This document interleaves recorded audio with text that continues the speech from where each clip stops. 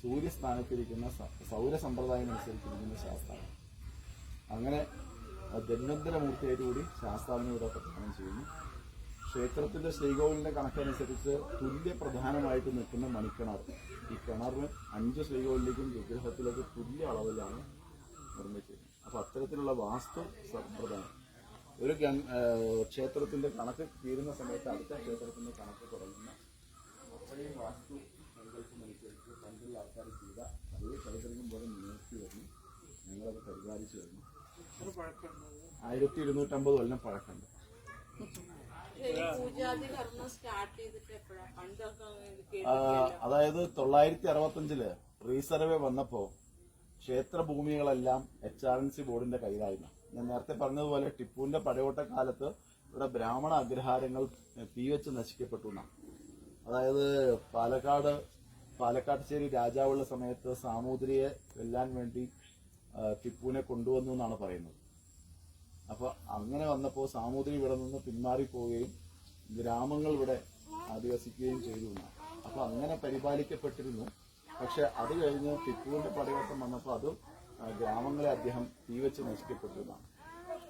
ആ കുതിരത്താവളമാക്കിയപ്പോൾ അത് എല്ലാം നഷ്ടപ്പെട്ടു പോയി. എന്നുവെച്ചാൽ ഇവിടെ നിന്നുള്ള ആൾക്കാരാണ് ആനിക്കോട് ഗ്രാമത്തിലേക്കും മാത്തൂര് അതുപോലെ ചെമ്പൈ ഗ്രാമത്തിലേക്ക് ഇവിടെ നിന്നാണ് പലായനം ചെയ്തതെന്ന് പറയുന്നത്. ചന്ദ്രശേഖരപുരം ഗ്രാമം ഇവിടെ നിന്ന് എല്ലാവരും പോയി എന്നാണ് പറയപ്പെടുന്നത്. അപ്പൊ അങ്ങനെ പോയ ആൾക്കാർ പിന്നീട് പണ്ട് മുണ്ടായ്മനക്കാര് പരിപാലിക്കപ്പെട്ടു എന്ന് പറയുന്നത് ഈ ക്ഷേത്രഭൂമി. അവരും ഒരു 85-90 വർഷങ്ങൾക്ക് മുമ്പ് തന്നെ അവരും ഇവിടെ വിട്ടു പോയി എന്നാണ്. കാരണം പണ്ട് 965 റീസർവേ വന്നപ്പോൾ നമ്മള് തറികുത്തി കൃഷി ചെയ്താൽ ആ സ്വത്ത് മുഴുക്ക അവരുടെ പേരിൽ എന്നുള്ള സങ്കല്പം വന്നപ്പോൾ ജീവിക്കാൻ പറ്റാത്ത അവസ്ഥ കാരണം ഇവരെല്ലാവരും പോയി. അപ്പൊ അങ്ങനെ വന്നപ്പോൾ ക്ഷേത്രം ഒരു 90 കൊല്ലമായിട്ട് ഇടിഞ്ഞു പൊളിഞ്ഞ് ആരും നോക്കാതിരുന്നു. 2008 ശരിക്കും ഡോക്ടർ എൻ ഗോപാലകൃഷ്ണൻ സാറ് അതുപോലെ ഇവിടുത്തെ പാലക്കാടിലെ വിവിധ ആൾക്കാർ വന്ന് ഇതിനെ പൈതൃകം പോലെ സംരക്ഷിക്കാനും അന്ന് നൂറിനിലുള്ള എല്ലാവർക്കും അറിയാം.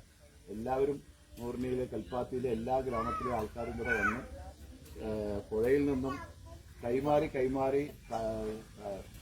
കുടത്തിൽ വെള്ളമെടുത്ത് ശിവന് വിഗ്രഹം ചോദിക്കും. അങ്ങനെ തുടങ്ങി വെച്ചൊരു ക്ഷേത്രമാണ് നമ്മളെ ഇപ്പോ കൽപ്പാത്തിയിലെ രാജലിംഗ ഗുരുക്കൾക്ക് ശേഷം ഇപ്പോൾ സഭാപതി അവരാണ് തന്ത്രികളായിട്ട് ഇവിടെ ആഗമവിധി അനുസരിച്ച് ക്രിയകൾ ചെയ്തു വരുന്നത്. ഇപ്പൊ ഇവിടെ 26 കുട്ടികൾ യജുർവേദ മന്ത്രങ്ങളും പൂജാവിധികളും പഠിച്ചു വരുന്നു. അതുപോലെ പാലക്കാട് ജില്ലയിലെ 2020 കുട്ടികൾ ഇന്ന് ഭഗവത്ഗീത 700 ശ്ലോകം ചൊല്ലാവുന്ന രീതിയിൽ ഈ ക്ഷേത്രത്തിന്റെ ആഭിമുഖ്യത്തിൽ പ്രവർത്തിച്ചു വരും. ഇവിടെ സാന്ദീപിനി സാധനാലയം എന്നുള്ള പേരിൽ ഒരു പ്രവർത്തനം മുന്നോട്ട് വയ്ക്കുന്നു. പാലക്കാടിനെ ഒരു ആധ്യാത്മിക ജില്ലയാക്കുക എന്നുള്ള പ്രവർത്തനം.